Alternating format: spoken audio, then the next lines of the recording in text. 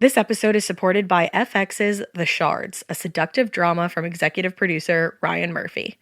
Set in 1980s Los Angeles, the series follows a group of glamorous, deeply entangled high school seniors drawn to a life of wealth, beauty, parties, and excess. At its center is Brett, whose reality begins to unravel when the arrival of a new student coincides with a series of mysterious murders.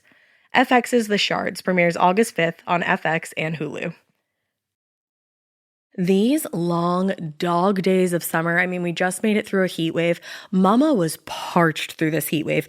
I was hitting up Dunkin' every single day, and I will continue to, probably for the rest of my days, but especially this summer. Dunkin' is helping everyone stay cool this summer with its lineup of refreshers.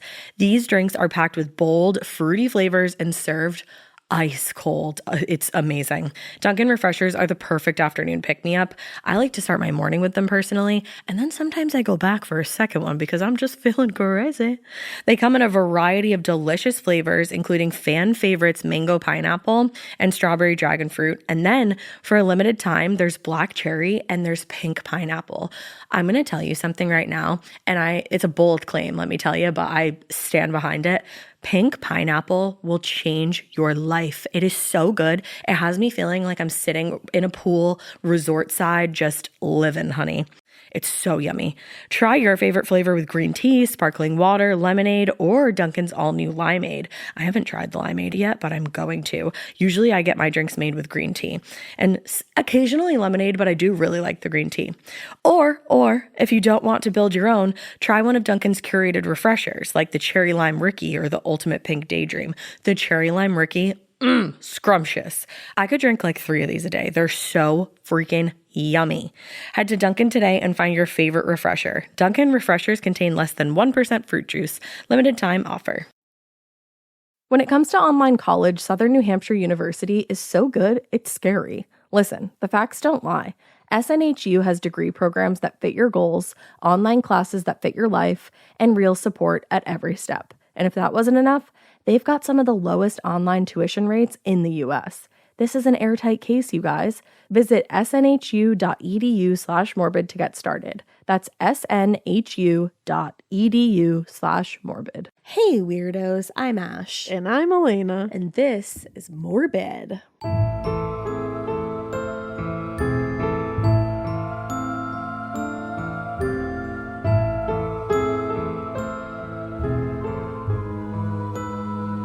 This is gonna be so morbid today. You know what though? We're ready. We're ready. We can do this. We can get through this. Yeah, we have blankets. Yep, we do have blankets. Blankies today because in good old New England, I don't know what happened there. Good old New. I became Erica Jane in that moment. Goodbye, Godric. Go listen to the rewatcher. Yeah. But anyway, in good old New England, we've had about 3 false starts to spring. Yeah, which we always do. We do. I feel like we've had more than usual this year. It always feels like and that. I'm cold. Yeah. We slingshot back and forth. We're like, oh my God, it's 70 degrees. And then the next day it's like, oh my God, we it's literally snowing. looked outside and we said, why is it snowing? Yeah. And then it went away and we were like, that was weird. And then all of a sudden it was like, and we were like, oh, it's sleeting. Yeah. Why hail. Is ice falling from the sky? Yeah. Yeah. I don't know. And then today it's like 50, but I'm cold. It's sunny. I don't know. Hello? Yeah. We don't know how to dress. We don't know how to act. Back to you, Pete. Yeah. That was Ash and Elena with meteorology. But yeah, I think the only biz nasty we really have is go buy tickets to the live show at Radio City Music Hall. Go buy New York tickets. City. I'm so excited for that show. One night only. One night only. We're not doing another one. Nope. Unless it's many years from now. Yeah, we're not doing one. We won't. And So, there's merch for that. There is. That you can only get there. Go get your tickets. And get them on Ticketmaster. Do it. Make it a whole thing. Yeah, go with your girlies. Go have a weekend in New York. You deserve it. Get crazy. You fucking deserve it. You've been through hard. It. You know? It's and if you woke up today in this world, whew, you deserve you've done it. enough. Yeah. So go get it. Go do it. Also, we have something fun and exciting upcoming, maybe sometime next week. Not totally sure on timing, but soon. Keep an eye on socials because we're going to be announcing something fun. Yeah, that you guys will be psyched about. You guys are going to be stoked. Something you've been like, hey, can I what have about that? Hey. So yeah, and also last little tidbit, pre-order The Butcher Legacy. Period. If you haven't done it, what are you doing? Come on. It's the 3rd in the series. You can get it at butcherlegacy.com. Okay. Anywhere you want. go pre-order it. It's coming out August 11th. And if you haven't taken a little swan dive into the series, start at The Butcher and the Wren. Yeah. Do it. It's okay. It's really good. I feel good about it. I would hype it up a bit more than that. Yeah, The Butcher and the Wren, then get the Butcher game, and then get the Butcher Legacy. Dive into a series. We all need it. If not, you might be a loser. Maybe. I didn't say it. I did. So don't come at me. Don't be a loser. But go pre-order the Butcher Legacy. My dog. Even Elena's dog agrees. Now we'll pause. Wow, there wasn't even a follow-up arc to that, so I think she was like, hell yeah, mama! Yeah, she's just my hype girl. Yeah. That's my hype woman right there. For real. That was crazy. Which we needed. So this is going to be a rough one. Okay. I sounded like my Siri. Okay. Okay. We're finally going to be covering Mad Madame Delphine LaLaurie. Oh, no. Yeah. This bitch. If you don't know who I'm talking about, I'm sorry, but I'm the one who's going to be telling you about this because she's one of the worst people ever.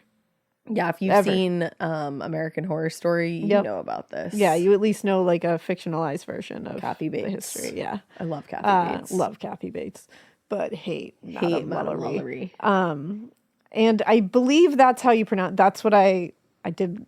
I looked at a lot of things to see how to say it because you hear LaLaurie. That's what I've always heard. The correct pronunciation is actually LaLaurie. I mean, that makes sense because it's like French. Yeah, because like French. It's making me laugh because that's a French name. It's making me laugh because there's a drag queen named LaLaurie. LaLaurie. Yeah. Oh, so it's not Is it spelled the same?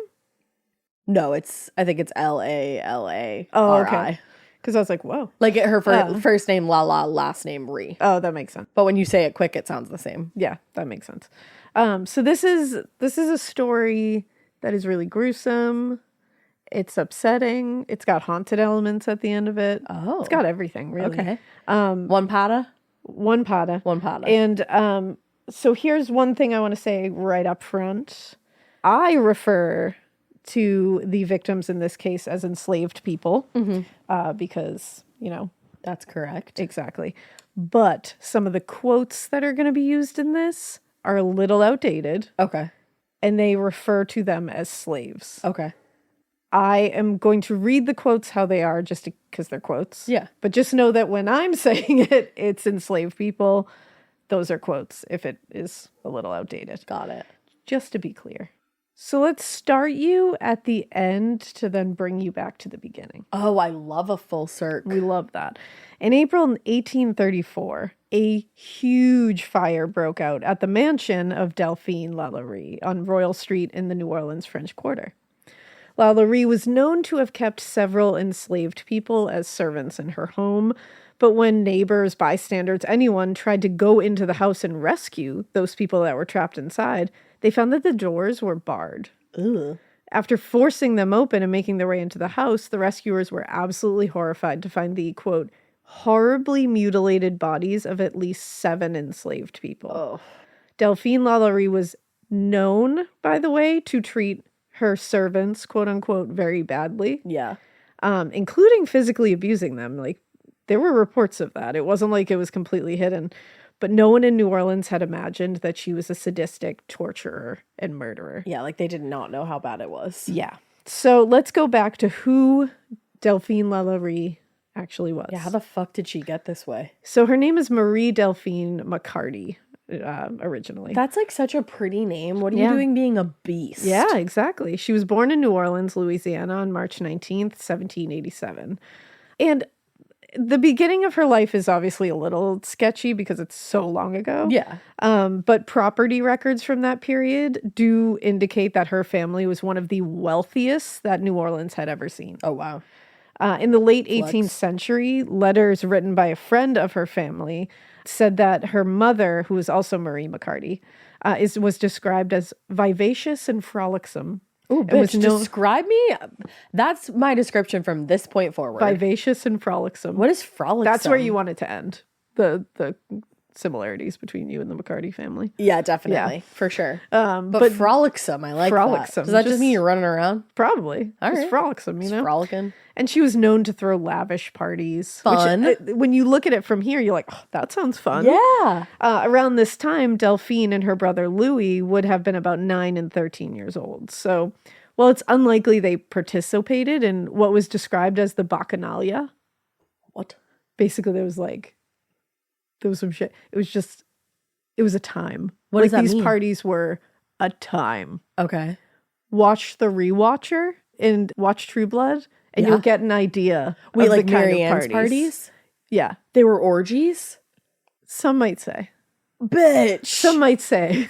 Bitch. Not having orgies. Yeah. Like, fine, have an orgy, but you have kids home. Don't do that. Yeah. I mean, but they witnessed a lot. Yeah. Probably. And it would definitely have an influence on her later in life. I was going to say, that'll fuck you up. Yeah. And in stark contrast to these lavish parties and the lives of luxury that were experienced by the McCarty family, there was also a growing fear at this time that the enslaved people that they were treating so poorly and saying that they owned Yeah. they were starting to rebel and revolt. And so a lot of white people in the region felt that was coming, which Yeah. you deserved it. It's also like, yeah, did you never think that was going to happen when you they're coming at enslaved ya. human beings? Exactly. And so Delphine's uncle, Jean-Baptiste Le Breton, was reportedly murdered by enslaved people on his plantation in New Orleans in 1771. Probably had it coming. It 100% had it coming. Yeah, I'm not even, let me take away that probably. You're on a plantation, had it coming. One evening, he was awoken from sleep by a fire raging in a shed just outside his bedroom window. And when he ran outside to direct the men to put the fire out, he was shot and killed. So it was like drawing him out. Womp womp. An investigation conducted in the days after this concluded that 2 of the people that Jean-Baptiste enslaved, Temba and Miralton, they were responsible for the murder and were brutally executed for it. Their bodies were displayed in the city square. Meanwhile, that's just like You can't treat people you can't exactly like that for that long. Like what? I'm not saying murder is ever okay. No, but it's kind of Clearly. like self-defense. But it's like, you can't be doing this shit. And this is the kind, and you know what it is? It's like when you set this precedent of like brutality and violence and disrespecting people as human beings and like taking humanity out of the equation, which is what you were doing when you were enslaving people. Yup. How can you be surprised when people use that same precedent against you? Right. You set the precedent. Exactly. Like, it's not like you're sitting here treating people like humans. No. And having all this humanity and grace with people, and like, no, you're treating people like property and you're being brutal and violent to them. Of course, they're not just going to sit around and take that forever. If it flips back on you, you set the tone, man. Like, it's not okay from the jump. Yep. So it just pisses me off. But although this death occurred more than a decade before Delphine's birth, the effect of this death would definitely affect the family as a whole. Yeah. Now, life in the McCarty home was one of luxury and excess, like I said, and Delphine wanted for nothing. And her heritage and family name were entitled, or so she thought, to all the finest things. She would just get whatever she wanted for the rest of her life. That's what she thought. But outside the home, there was the constant reminders of how easily those things could be lost or taken away, either by violence or simply lack of vigilance. And add to that the growing resentment of free and enslaved Black people, whom she perceived to not only be a violent threat, but also a threat to her inheritance and social status. Oh. And what results is a cruel, callous, horrific, self-centered person who is capable of the most terrible of acts. Yeah. Because she's growing up in this house of excess, never wanting for anything, witnessing lavish parties that were like Not okay. a lot. And also, like, the people in her family, the men in her family especially, were treating Black women too like property. And they were having these like non-consensual relationships with them, sometimes impregnating them, and then also treating them like dirt. You know what I mean? So she's Like seeing this throwaway like people. that she's really seeing like throwaway people. Yeah.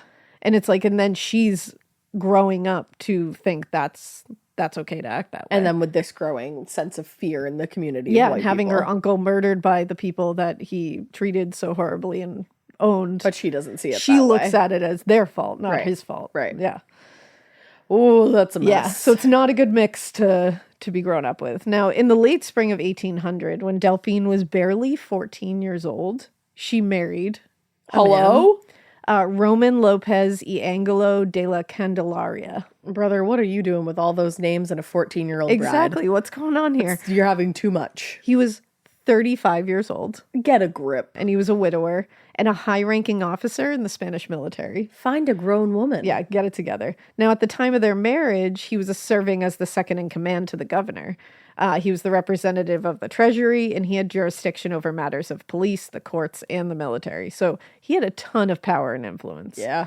And shortly after they were married, though, he was ordered to return to Spain because he hadn't asked for permission to marry a child. Oh. Yep. It wasn't that he married the child. It was just that he he just had didn't to ask nicely. Yeah, he had to ask the government for permission, like the crown for permission. Okay. And he hadn't done that. Oh. So loopholes. Delphine went with him, but he was held and faced consequences in Spain for not seeking permission. They were like, hey, is this your child bride? She returned home without him, and on her return trip to Louisiana, she gave birth to their first child. Oh, She was barely 14. Oh, my God. Borgia Delphine Lopez y Angelo de la Candelaria, or Marie Borgia, whom she nicknamed Borghita. Okay. In March 1807, on her 20th birthday, Delphine remarried, this time because she never saw him again. She remarried this time to Jean Blanc, a native Frenchman and local banker who was more than twice her age. Sounds like a good wine. Yeah, Jean Blanc. Yeah, Jean Blanc. I'll take the Jean Blanc. According to sources, Jean Blanc was, quote, every bit Delphine's match, a ruthless wheeler dealer who was a merchant slave trader, an associate of the pirates Jean and Pierre Lafitte. A few years earlier, Delphine's mother died from natural causes, and she left her a sizable sum of money, which was put towards her $33,000 dowry. Oh, Because remember, bitch. dowries were a thing Oh, I kind of love the idea of a dowry. that you have to pay. No, I think I like the word. Yeah. You know what I mean? You're like, I actually don't love the idea. I just love the not word. the idea. I just like the word. I was like, what about the idea? get you going. No, I like a collection. Yeah. I don't like that you have to use it to be like, marry me, I'm so good, but I like the collection and I like the word. Oh, okay. I like collecting. Okay. Yeah. And it's pretty stuff. Like, oh, these nice glasses, let's put them in your dowry. These shoes, you've seen these sparkly shoes? Put them in your dowry. Yeah. I just don't want it to go to a man. And it will. No, I know. So, No, I think we should redo it. yeah. Let's I agree. update our dowries and just have like collections. Because the word dowry it's a great word. feels nice. Yes, thank you. It feels too nice for what it is. Period. You There you see go. where I'm coming from. I do. Now, in addition to the money left by her mother, Delphine also inherited a large number of farm animals, farming equipment, and a downtown plantation. Oh, I was gonna say hell yeah until And then you got to the plantation and you said hell I was no. like farm animals downtown. Let's go. Oh. Now, despite that inheritance, Blanc purchased a large home for them at 409 Royal Street, and he purchased that through a sheriff's auction. For the duration of their marriage, they would split their time between the plantation left by Delphine's mom and the house on Royal Street. Now, over the course of their 8-year marriage, Delphine gave birth to 4 children. Are you ready for their names? I'm so ready. Marie-Louise Pauline, Louise Marie Laurie, Marie-Louise Jean, and Jean-Pierre Paulin. So she was just trying to do riddles. She was like, which one is shuffling which? them around. She just like presented them to Yeah. groups and was like, who do you think is who? I guess it's good because you can be like, Louise, and 3 of them are like, yep. Yeah. And you can always get someone. And Marie. Mm-hmm. Wow. Marie, you can always get. Marie, Yeah, Louise, Marie, Schmodoob, Schmishmob. yeah, because it's Marie-Louise, Louise Marie, and Marie-Louise. So Just with a different it's like, third name. Reverse. Yeah. Whoop. Marie-Louise Pauline, Marie's Laurie, and Marie-Louise Jean. Shmamoop, shmamoop, boop, boop. Now, while little is known about their private lives, there's a lot that's known about their public affairs during I'm this sorry. time. I need to go back for just 1 second. So there's all the Marie Louises, and then there's Borgita.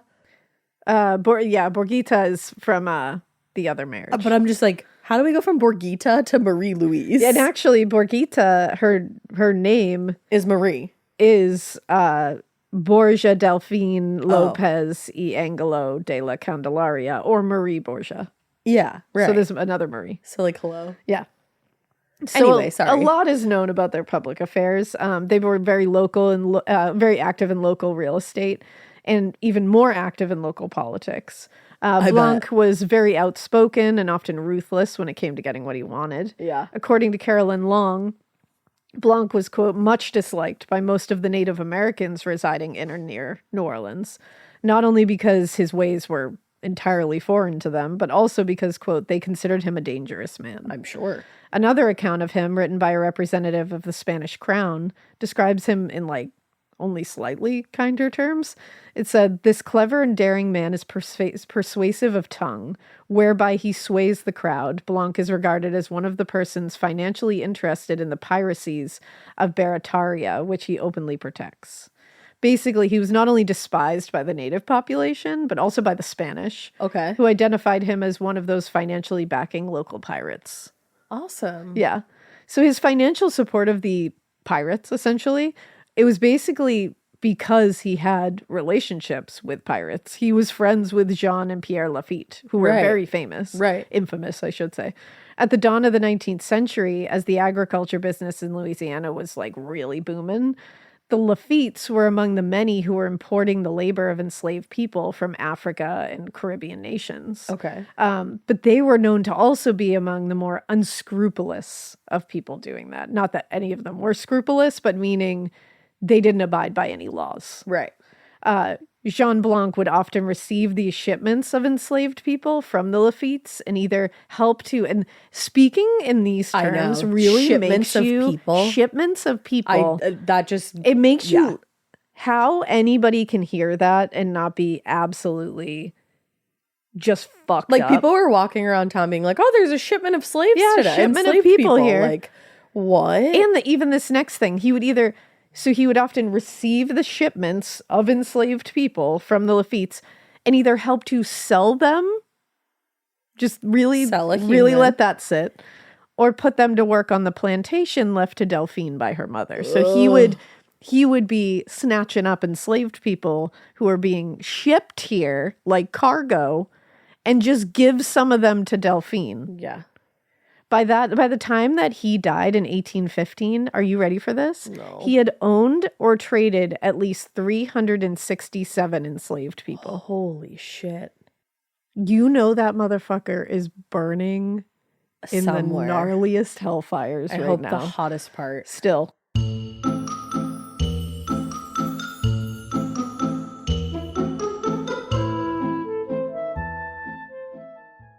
This episode is brought to you by SoFi, the all-in-one finance app where you can bank, borrow, and invest all in one place. Let's talk about bank accounts for a second. The average bank savings rate is 0.39% in interest. You're earning pennies on your savings, and it doesn't have to be that way. But with SoFi's high-yield checkings and savings, the money barely making moves sitting in your savings account can earn over 8 times the national average savings rate with eligible direct deposit. No account or overdraft fees. We love transparency. You can get your paycheck up to 2 days early, plus get up to a $300 welcome bonus when you sign up with eligible direct deposit. Sign up for SoFi checking and savings at SoFi.com/morbid. SoFi checking and savings is offered through SoFi Bank, N.A., member FDIC. Terms apply. Getting scared is one thing. Getting a thrill is, well, you want more of those in your life. The Genesis GV70 is built to thrill, baby. A thrilling yet elegant design always makes driving the GV70 an exciting adventure. Its powerful athletic stance screams performance and turns heads. Everybody's looking at you, girl, or boy, or whoever. Command the road and experience a class-leading standard 300 horsepower. Oh my God. Plus, discover the different dynamic drive modes for all different terrains. Choose between the different terrain modes for whatever road conditions you may encounter. The Genesis GV70's award-winning technology and performance lets you drive with comfort and drive with confidence all at the same time. It's an exciting SUV with intuitive tech that can make your ride smooth even when the road isn't. And its blind spot cameras allow you to see what's next to you. It's like having eyes on the side of your head. That's pretty iconic. Its performance, by the way, is measured not only in power, but in how it makes you feel confident, sexy. The Genesis GV70. Learn more at genesis.com and feel the GV70. Every good detective needs a partner to support them on important cases. Think of a State Farm agent like your sidekick, there to help you along the way in your search for coverage. State Farm can help you choose the coverage you need, whether it's for your home, car, boat, or even RV. With so many options, it's nice knowing you have help finding what fits for you so you can get back to solving all of life's bigger cases. Go to statefarm.com or use the award-winning app to connect with a local agent and get a quote. Like a good neighbor, State Farm is there.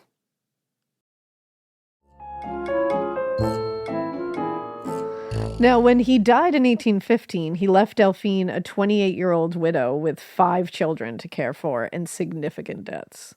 Rather than risk having to forfeit the assets left by her mother, she went before the court and declared Blanc had left her, quote, encumbered with debt, and chose to relinquish any property and assets that they held together to pay for what he owed, because he was also just like a shady little bitch. Yeah. This totaled roughly $160,000, which is now $3 million today. Wow. Yeah, that's how much in debt he was. Damn. Now, in the end, Delphine was able to keep some of the property. She would either buy it with her own money, and, you know, some of the property and assets were purchased by her brother and father, which at least kept it in the family. Okay. She also persuaded the court to allow her to keep 15 of the people she enslaved in her home as, quote, payment of her matrimonial rights. What? My God. Holy. Now, unlike her first 2 marriages, where the husbands were at least twice her age, Delphine's third husband, Leonard Louis LaLaurie, was 15 years younger than she was when they married. Oh, honey. Yeah. I didn't know she was a cougar. She was. Now, upon completing his medical studies in France in 1824, he left for Louisiana and arrived in the United States in February 1825. Okay. Once there, he set up shop as a local physician, and he was skilled in what the local newspapers described as, quote, the means of destroying hunches, which basically was repairing a crooked or hunched back. Oh. He helped with that. I could use that. He would destroy hunches. Just the way they've said that was like, he just fucking destroys hunches. No hunchback gonna survive around no him. way. Oh, damn. What's his secret? I have that little, I have a little hump in the back Isn't of my it neck. called tech neck? Yeah, it is called I think tech it's neck. called tech I neck. want it. I just want somebody to punch it Get straight. that form bra. Oh, God, I hate bras. But this one, honestly, is great. Yeah, but isn't it kind of like uncomfy? No, I think it's not? super comfy. Oh. Yeah. Maybe I'll get that brassiere. Do it. Thanks. Get that brassiere. Get that brassiere, girl. Now, there are a few different ideas about how they met. Initially, mostly people believe that they met at one of the lavish parties that they were both invited to. Was she going to sex parties But too? probably. Now, however they met, the 38-year-old twice-widowed mother of 5 was still considered one of the city's great beauties. Wow. Which, holy shit. As well as the member, and she was also the member of one of the most influential families in the city. So, of course, she's going to catch LaLaurie's eye. There was money to be made. According to Carolyn Long, by 1825, her name began appearing in letters written to Louis by his father. I guess they never discovered Louis' part of the letters. But, okay. So it's safe to assume that even if they were romantic at this point, which I'm pretty sure they were, they'd at least become friendly enough that he was talking to his father about her. Right. Now, unfortunately, not long after he came to the U.S., his mother passed away. Oh. But at this time, his father and brother insisted he close his business in New Orleans and return to France. Oh. But by that time, Louis and Delphine had already started a courtship and they wanted to be married. So he said no, and he temporarily signed over his portion of his mother's estate to his father, which this would actually cause a lot of tension among the LaLaurie family. Yeah, that makes sense. Yeah. But while it's possible there are many reasons why Louis decided not to return to France, there is good reason to think that Delphine had already become pregnant by this point. I was wondering that. And on August 13th, 1827, she gave birth to a boy, Jean-Louis Leonard. So we have another Jean. Another Jean. Despite his refusal to go back to France after his mother died, after the birth of his son in August, he did leave the country in October and didn't return for several months. That's fake. And no one knows why he left or where he went. That's weird. But upon returning to New Orleans in January 1828, they appeared before a notary and were legally married. And he just needed to get some shit out of his system. I guess so. So is Wild Oats, I suppose. Yeah. In later accounts of their life together, the date of the marriage is often given as 1825, presumably to uphold Delphine's honor since she had become pregnant and given birth before they had married. Yeah. Now, at the time, his assets were listed as $2,000, which he had inherited from his mother and was still controlled by his father. Delphine, on the other hand, was worth $67,000 at the time. So there was a big imbalance of power, but it was an unusual one because it was tipped in the woman's favor for this era. Which did not happen. Now, in the personal papers of Baron Henry de Stemgemy, I have no idea if I said that correctly. I think you did. I loved it. He was a business associate of Delphine's father. There are letters that provide some secondhand accounts of the LaLaurie marriage. In one letter, he wrote, "They do not have a happy marriage. They fight, often separate, and they return to each other, which would make one believe that someday they will abandon each other completely." I mean, that makes sense because he did like pre-abandon her. Yeah, so there's that. And also, I can't imagine she was super duper fun to live She's with. a fucking nightmare, so I can't imagine. Yeah, she was probably abusive. Yeah. Now, in the summer of 1831, Delphine had grown tired of living in the country with Louis and started selling off her own property and mortgaging others to raise money for what would become her final home in New Orleans. By August, she had purchased the vacant lot at 1140 Royal Street. That's a very famous address now. Yep. And began overseeing the construction of a lavish multi-story mansion. The first floor of this mansion would have several galleries, sitting rooms. All were decorated in a style more American than French, which was pretty atypical at the time. Boo! I love already. French decor. The second floor had living quarters, which included a parlor, bedrooms, and a large formal dining room. And Carolyn Long suggests the attic under the hipped roof might have had quarters for the most favored domestic servants, the attic. Oh. However, the majority of Delphine's servants would have been quartered in one or more of the outbuildings in the rear of the house. Okay. Now, by early 1832, Delphine, Louis, and Jean-Louis moved into the home, along with the 4 Blanc children, all but one of whom was an adult at the time. Okay. Despite the new environment in the city proper at this point, Delphine and Louis's relationship continued to deteriorate over the course of the year, and in November 1832, she filed for divorce. Ooh. In the petition, she quoted state law almost verbatim, and she cited her reason for seeking divorce as his having, quote, treated her in such a manner as to render their living together insupportable. She also alleged that he had been physically abusive and claimed that Louis had been living out of the house for some time.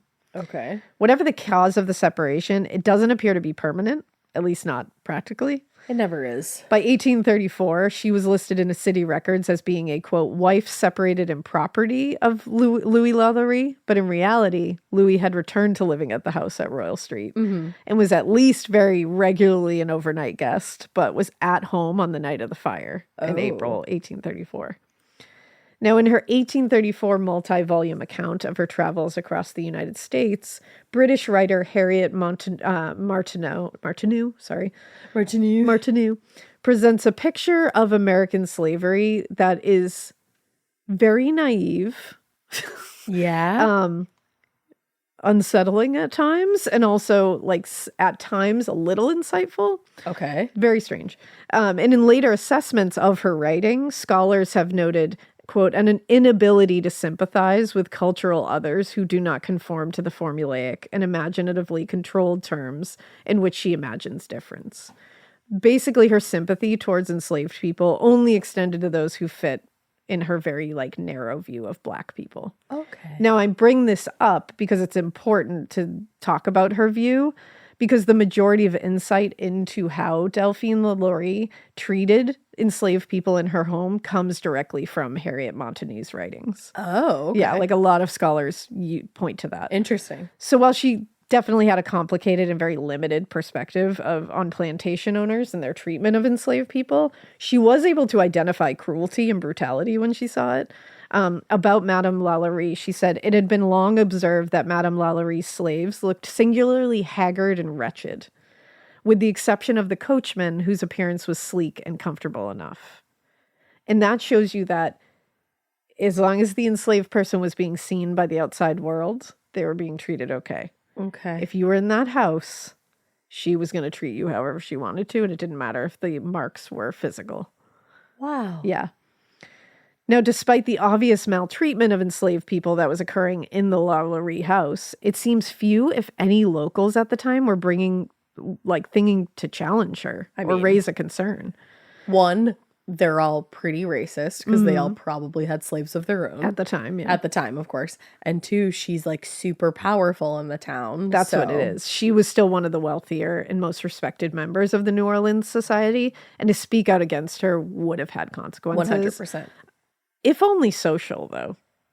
Oh. I'm like, okay, well, it could have had, there could be more consequences that I'm not seeing.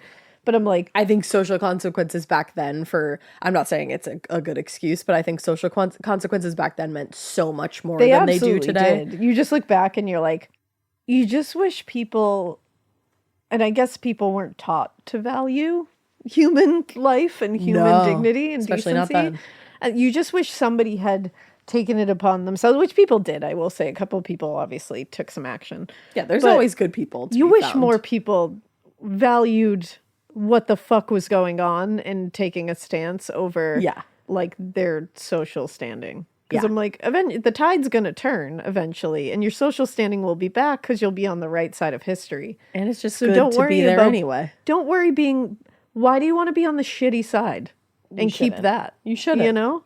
It's weird. And here's the other thing. Outside of the home, Delphine was perfectly pleasant to everyone she met on the street. That's the thing. I didn't realize that. I thought she was a big old bitch and to that everybody. Makes total sense that you would think that because I also would have thought that. And it's like that's what makes it even harder for, I think, her local New Orleanians to... Because maybe people thought they were just rumors. Yeah, like I think they were just like, oh, well, she's wealthy, she's powerful, and maybe people are just making shit up about her because they can. Rumors and nastiness. And like, because, so maybe they just were like, all right, I just don't believe that she would abuse her servants in her home. Mm-hmm. But people who went to her home, like neighbors and such, did note later that LaLaurie's servants seemed exhausted. They seemed malnourished, basically miserable and being mistreated. Oh my. They said it was obvious just by looking at them. Malnourished is just she wasn't feeding them. Now, whether or not the locals believed them, throughout the mid to late 1830s, rumors about Delphine's cruelty continued to circulate around the city. According to Martin New, the rumors eventually became so widespread that a local lawyer sent a letter to Delphine, reminding her, quote, "The law which ordains that slaves can be proved to have been cruelly treated shall be taken from the owner and sold in the market for the benefit of the state." That's the most wild statement in the entire world, that they're literally holding that as like, well, you need to treat the people that you buy and own correctly, or else we're going to take them from you and we're going to sell them to someone else because we are the morally superior people here. Jesus and it's like, Christ. What? Jesus You're talking about people. Christ. What the fuck? That's nuts. Martineau claims that the lawyer even sent a younger employee to investigate the situation at the LaLaurie home, but this younger lawyer employee returned full of indignation against all who could suspect this amiable woman was doing anything wrong. I'm like, so did she seduce you? I was just going to say. Apparently she had convinced her that everything was fine. That everything was fine. Now, despite how it was framed or understood by Harriet Martineau and the American public at the time, we now know that the practice of slavery was not just morally reprehensible, but also cruel and brutally violent on nearly every single fucking level that you can imagine. Absolutely. For the entirety of her life, Delphine had been raised in a family where human beings were not only owned, but also treated badly, physically abused, and coerced into sexual relationships with the men in her family. Mm-hmm. So she was like, this is just life. Deal with it. What it is. And she felt entitled to this. I'm entitled to own people and treat them how I want to. Because she's just been able to own whatever she's wanted her whole life. And that goes to people too. And people said it used to piss her off that the men in her family were not ashamed of having relationships with black women, even free black women. Oh. So she was just racist. Like she had it in her DNA. Like it Yeah. was just in there. Now, in the period between 1816 and when she left New Orleans in 1834, because she eventually does, Unfortunately. Delphine, she gets chased out of there. But still, Yeah. she's free to do so. Oh, yeah. Yeah. You wish she had stayed and faced the consequences, because I think she'd be in several pieces around New Orleans. Uh-huh. But Delphine owned at least 54 men, women, and children. Oh, children. And whether, like men and women as well, but you just Yeah. think of children Oh, yeah. in this situation. Yeah. And whether they acknowledged it or not, the public appeared to have at least some awareness of what went on inside that house. That's not disgusting. to the extent of what went on, But obviously. still, to have even that it an wasn't a good ounce thing. To have even an ounce of Yeah. awareness of what was happening in that house. In an 1828 newsletter, Jean Bosey wrote, "Finally, justice descended on her home, and after being assured of the truth of the denunciations for barbarous treatment of her slaves contrary to the law, the authorities found them still bloody. She had them incarcerated, letting them be given only the bare necessities." Oh my. Now, in another report from the following year, quote, "Her viciousness roused her neighbors in arms against her. They announced that they would no longer hear of such actions, and in case they did, she should become amendable to the law." So it became a problem like pretty late in the game where her neighbors were like, okay, now we know what's going on. And they did start reporting her. Okay. Like they started seeing things and they would report them and authorities wouldn't do anything about it. That's So she was disgusting. just getting away with it. And people were trying to report her at this point. Okay, well, that's good. Now, given what we now know about slavery in the United States during this period, Delphine's treatment of the people she enslaved in her home and on the plantation would have had to be particularly brutal and cruel for her neighbors to speak out against her. That's the thing that you really Yeah. have to think about here, because has to people be were real not bad. treating enslaved people well. No. They were, like, they literally Horrific. whipped them constantly. They treated them as property. So it had to have been, really bad. like, unimaginably bad. And for people to speak out against somebody with such power and influence. You really have Yeah. to think about that piece of it. But again, she was rarely held accountable for her actions. In fact, if anything, it seems most of the locals just ended up having to turn a blind eye to it because she was keeping up appearances in public. And no one was doing anything about it. So they were like, what are we to do here? On one occasion, in July 1829, she was brought before the court for mistreating the enslaved people in her house, but the charge was dismissed when her accusers failed to show up in court to testify that they'd actually seen her abuse them. Right. So that's the only reason she got out of there. She probably threatened them. Now, she literally tortured these people in her house. She would beat them until unconscious. That was her MO. Wow. Was if she was doling out a beating to you, you weren't going to end that beating until you were out. That's unreal. Yeah.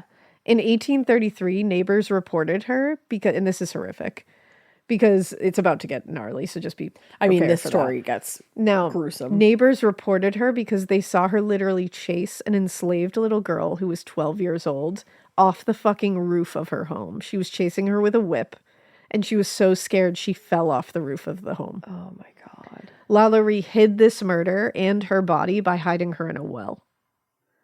And authorities did discover this after the reports because neighbors saw this happen and reported her. Right, she's immediately. literally chasing a child off of her roof. And you know what they did? Nothing. They fined her. And then they told her that she had to sell her remaining enslaved humans. But she said... That's the other thing. It's like to Yeah. sell a human, like that's one concept that you have to, Yeah. you never can, but you have to try to wrap your brain around for this story. And then she gets to profit. Yeah. Like the punishment is, sell your slaves, And but make you'll some make money. money. Yeah. What? And she said, okay. And her friends and family bought those enslaved people back and then brought them back into her home. Are you fucking kidding me? Yeah. Isn't that insane? Wow.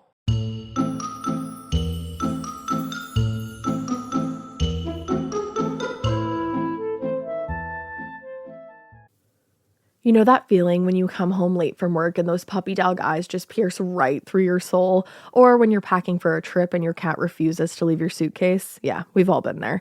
Pet parent guilt is real. And you know what? It's completely normal. That's exactly why Hill's Pet Nutrition exists. They understand that being a pet parent means being human, with all of our imperfections and daily juggling acts. Hill's science-led nutrition helps you give more love than humanly possible. Whether it's those long work days or trying to balance attention between multiple pets, Hill's Pet Nutrition gets it. They've created science-based nutrition that supports your pet's lifelong health so you can feel confident even when life gets hectic. Because you're only human, there's Hill's. Science does more. Ready to let go of the guilt? Find the right food at hillspet.com/podcast. That's hillspet.com/podcast. Do you remember in school when you just knew that your teacher had a favorite of everything? They would always use the same blue dry erase marker when they wrote on the board, or they would talk nonstop about their favorite element during science. I had a teacher once that literally had a favorite brand of marker. She would only write with specific markers, and if another marker ended up in her classroom, she was TO'd. And honestly, I was probably her favorite student because at the end of the year, I got her that specific brand of marker. Let's talk about their real favorite thing, though, their favorite tissue brand. Kleenex. According to teacher lists, they are the #1 facial tissue trusted by teachers. Kleenex Ultra Soft tissues are silky soft to help prevent skin irritation, and now you can take them anywhere with Kleenex Snap and Go. I absolutely love Kleenex Snap and Go. It's so perfect to have that in your car. I had a cold last week and I was just, honey, my nose was a faucet. I hate to do this to you, but it was disgusting. Drew literally came out of our garage with like 15 of the Kleenex Snap and Goes, and I put those in my glove compartment, and honey, they were easy access. It was so nice knowing that I didn't have to blow my nose into like an old wrapper that I had. Ew. So do the best thing for your kids' teachers and stock up on the ultimate classroom favorite. Maybe it'll make them their teacher's favorite student. They definitely have a favorite. Don't even get me started because, again, you know it was me. For whatever happens next, grab Kleenex. The best summer pieces are the ones you end up wearing on repeat. Comfortable, versatile, and somehow right for almost every occasion. Quince makes it easy to create a summer wardrobe that you'll love, with elevated essentials made from premium materials like European linen, organic cotton, and washable silk, without the traditional retail markup. I love that! Quince's 100% European linen pants, dresses, and tops are the pieces that you absolutely will reach for all summer long.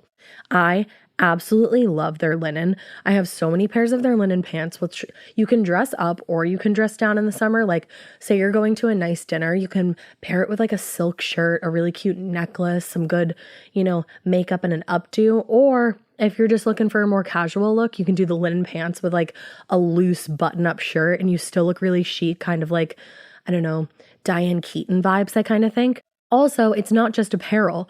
Quince also offers elevated essentials for your home, from bedding and bath to kitchen essentials and furniture. They have it all, honey. I am a big lover of Quince, and I really do think you will be too. Make your summer wardrobe feel easier. Go to quince.com/morbid for free shipping on your order and 365-day returns. Now available in Canada too. That's QUINCE.com/morbid for free shipping and 365-day returns. Quince.com/morbid.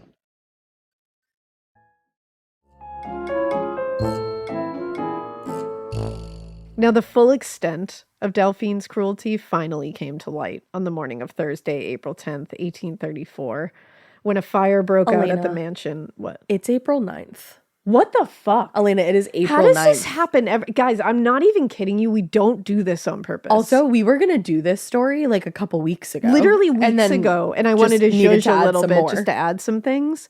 And I did not. And then I literally was like, you know what? I'm going to do that one for this next episode. It was like a game time decision. Yeah. Wow. That's chilling. What the fuck? That's chilling. That's wild. All of a sudden I was like, wait, is it? I thought it was April 10th. But it's April 9th. Like, what the fuck? And it's a Thursday. Yeah. Wow. Yeah. Hello. Ooh. All right. So Thursday, April 10th, 1834, a fire broke out in the mansion on Royal Street. And according to the local press, the fire started in the kitchen and quickly spread until the house was, quote, soon wrapped in flames. Immediately, the neighbors raced to the aid of the LaLaurie family, with many helping them to recover their valuables from the house. Nice. Then Judge Jacques-François Canonge asked Louis LaLaurie for permission to remove the enslaved people in the house to safety. The fact that there was a possibility that he could have said no. Oh, yeah, he had to ask permission because that's their property. Oh. Yep. That actually just made me nauseous. Doesn't that that made me just nauseous. Like, that's humans, man. Wow. LaLaurie responded, quote, with much rudeness. It was Delphine who said this next part. She said, there are those who would be better employed if they would attend to their own affairs instead of officiously intermeddling with the concerns of other people. In other words, mind your own business and let them burn. Wow. Now, horrified by that response and his refusal to unbar the door to the kitchen, where at least 7 enslaved people were imprisoned and bound with chains, Judge Canonge ordered several people to break down the doors. Good. Once they were inside, the men were shocked by what they saw. According to the local press, upon entering one of the apartments, the most appalling spectacle met their eyes. 7 slaves, more or less horribly mutilated, were seen suspended by the neck, with their limbs apparently stretched and torn from one extremity to the other. Oh. Yeah. They were all wearing metal spiked collars. Once removed from the house and cleaned of like soot and ash, the victims were found to be covered in old scars, and they were weighed down by heavy chains. Most of them couldn't even hold themselves up to walk. I'm sure. Had they not been rescued by that judge, like just going against the homeowners, they surely would have died in the fire. Absolutely. One of the newspapers said, and this is a wild quote, "Language is powerless and inadequate to give a proper conception of the horror which a scene like this must have inspired." Wow. That should tell you what was going on. That just gave me a full That chill. a reporter whose words are their life And their said job. language is powerless and inadequate to fully tell you what happened here.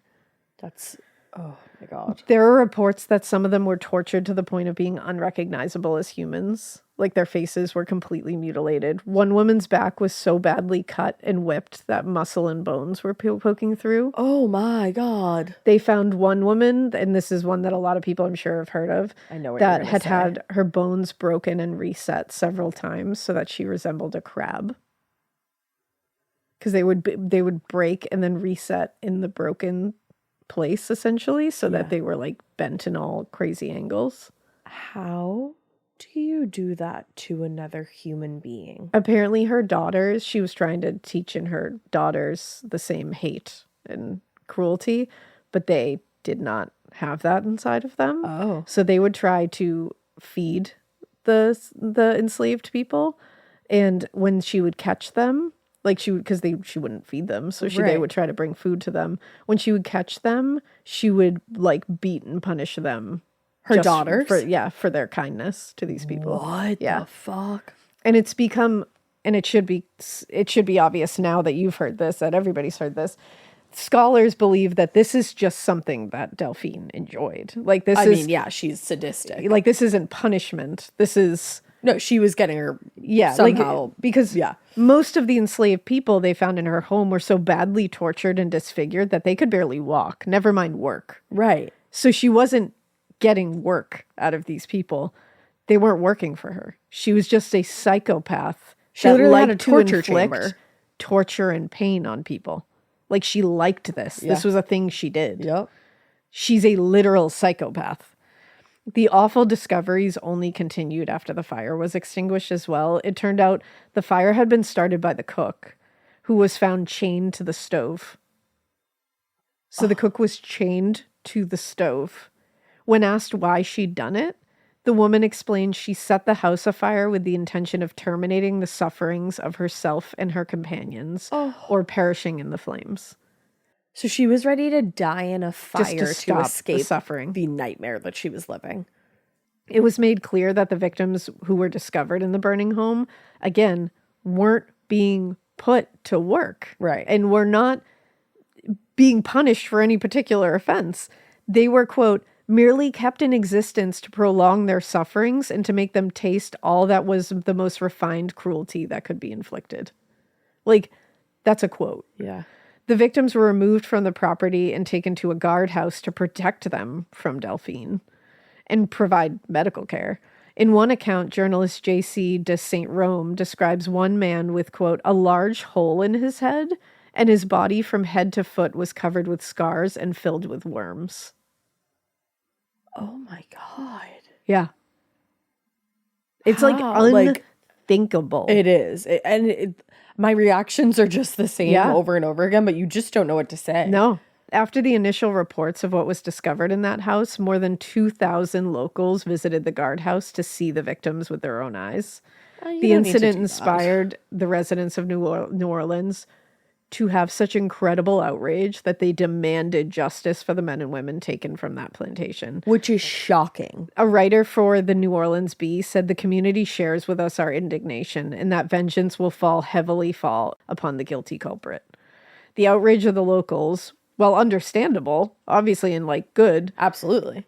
is also like, guys, like she was doing this. You knew You know this what I was mean? Like, what the fuck? happening to some degree. Yeah, it just like she had been hauled into court several times for abuse. It's like, this can't be that shocking. Like, obviously, But then when you find out like exactly what was happening and you see it with your own eyes, like a woman having her bones reset as a crab. Seeing the actual, what was like the actual stuff that happened, must have been shocking. But and I think it's just me being like hindsight 2020 and being like, well, it's like, what did you think? I wish anybody had done something, like, you know what I mean? But then I have to go back and say, well, people were trying to, like, you know, report this and trying to do something. And it's the authorities that really weren't doing anything. Because I'm sitting here saying, like, why weren't they doing anything? I'm like, what do you do? Yeah. Like, I'm sitting here trying to figure out what I do in my own, like, well, what do power. you do when you're going to the authorities multiple times over and over? And nothing's happening. And they're going out there and just giving her tickets. Yeah. Like, and it's like, you know what it is? I'm more angry about some of the wealthier and well-to-do families and locals. Who knew and didn't say I'm anything. less angry at the locals that were not of higher social standing, because they really were powerless in a lot of ways. Yeah. I'm more angry at like the high society people Fully agree. who were helping to cover this up and get mad, because like during one of her court cases where she was pulled in for abusing the enslaved people in her house, several of the servants described scenarios where she whipped them mercilessly for supposed infractions, including trying to feed themselves or their starving children. That was a punishable offense for her. And they just gave her a ticket. And when she was feeling particularly cruel, she would skip over the adults entirely and just beat their children as punishment in front of them. Oh.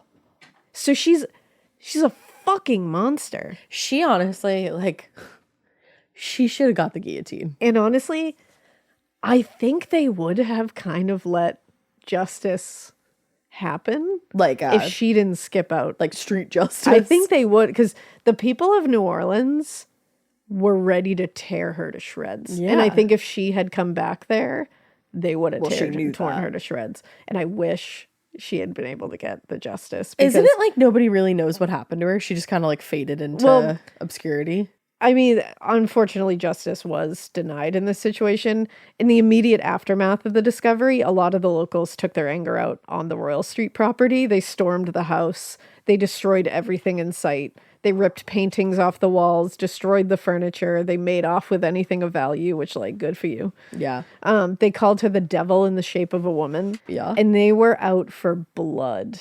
The crowd was eventually dispersed by the local sheriff, but by that time, the damage was done. Yeah. Later, the extent of the destruction would be estimated to have caused roughly $10,000 in damage. Good. In a report in the New Orleans Bee, a reporter described the mob as, quote, animated with the desire to punish LaLaurie in the fire because of her cruelty towards her slaves. Quote, again. Yes. As for Delphine herself, it seems that once the discovery was made, she didn't wait around to see how the crowd was going to react. She got the fuck out of there. It's widely believed that she fled the city that night and made her way to the water, where she and her family escaped to Alabama and then to Paris. And she lived out the rest of her life in France and died on December 7th, 1849, at the age of 62. The fact that bitch got to just go to France. Yeah. It pisses me off. France doesn't want you, babe. Yeah. In the And weeks, you get to live your whole life. Yeah. Like, I mean, she by died back then pretty early, terms. luckily, so. But back then back terms, she was then elderly lived. as hell. Yeah. Now, in the weeks after the fire, 2 of the victims died from their injuries. And upon a further search of the property, the bodies of 2 more victims were discovered buried on the plantation grounds, one of which was the body of a child. Wow. Yeah. Now, the night after the fire and after the looting and destruction, the locals returned to the property and set the rest of the house on fire.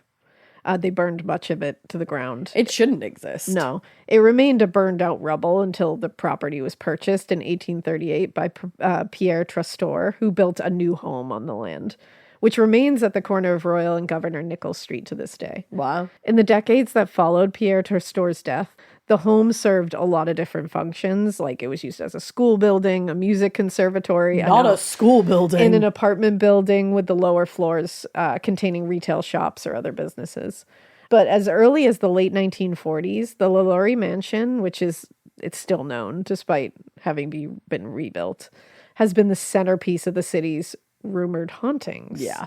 And has drawn tourists with an interest in all of these ghosts. I mean, that is some gnarly rank energy. ass energy. According to a 1947 article on New Orleans hauntings, during the Reconstruction era, which is like 1865 to 1867, the house gained a reputation as a, quote, haunted saloon, and has maintained that reputation ever since. Over the years, visitors have reported hearing weeping maidens who leap screaming from the roof. Oh, that's horrible. As well as countless other ghostly encounters. Over the years, the reputation of the mansion has definitely only grown. Residents of the second floor apartments that were there once reported hearing footsteps running along dim passages, mournful sighs, and at least once a smothered scream. Oh. The property has changed hands a lot of different times, including a recent period in which it was owned by actor Nicolas Cage. Yeah, I knew that. He doesn't own it anymore? No, he doesn't anymore, I don't think. I don't think he does, at least. When it was an apartment in the late 1800s, a tenant was found murdered there.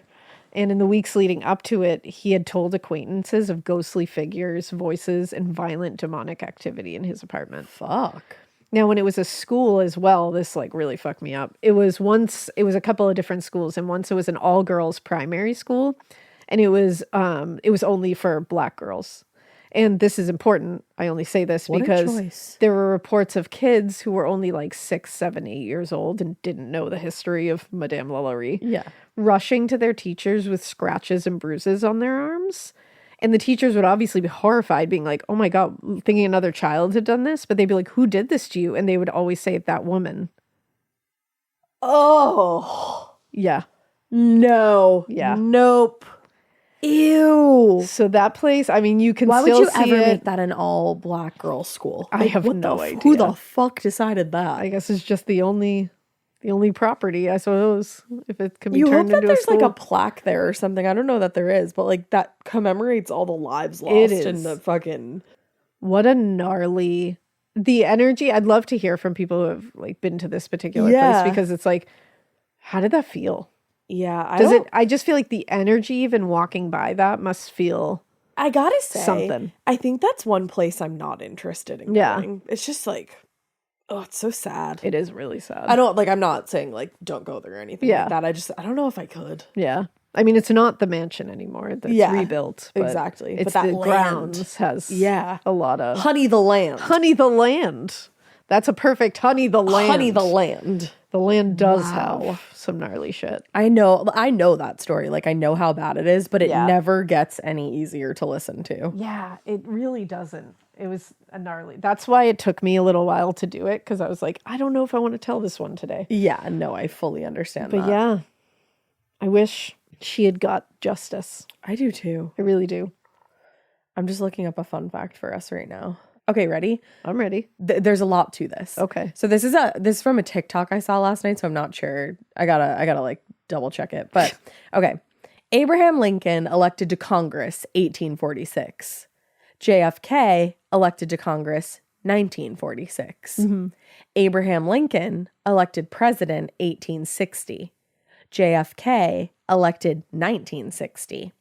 Actually, this is perfect. Both were particularly concerned with civil rights. Yep. Both wives, unfortunately, lost a child while living in the White House. Mm-hmm. Both were shot on Friday. Interesting. Both were shot in the head. Lincoln's secretary was named Kennedy. And Kennedy's secretary was named Lincoln. Both were assassinated by Southerners. Both were succeeded by Southerners named Johnson. Andrew Johnson, who succeeded Lincoln, he was born in 1808.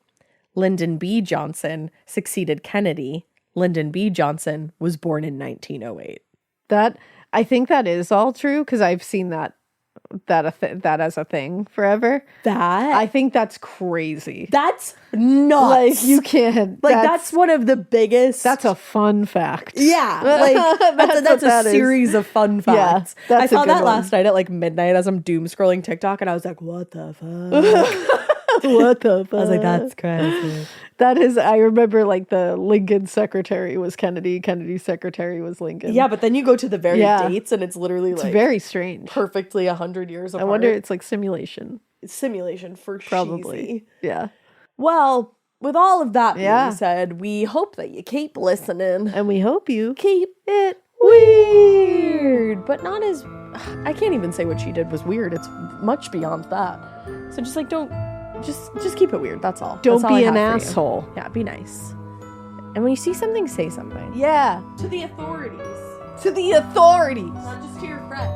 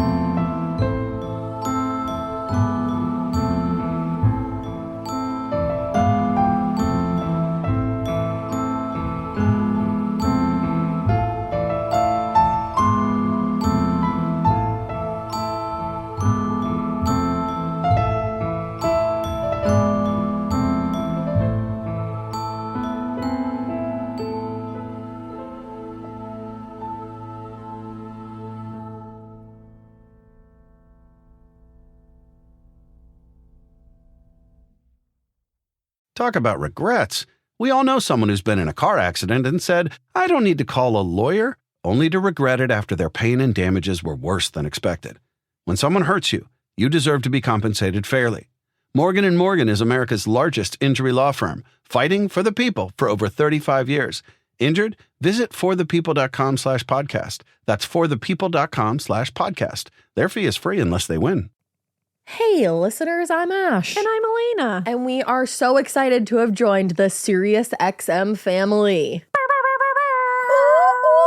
And you know what? If you want to keep hearing new episodes of Morbid ad-free, subscribe to SiriusXM Podcast Plus on Apple Podcasts or visit SiriusXM.com/podcasts plus to listen with Spotify or another app of your choice. Ooh.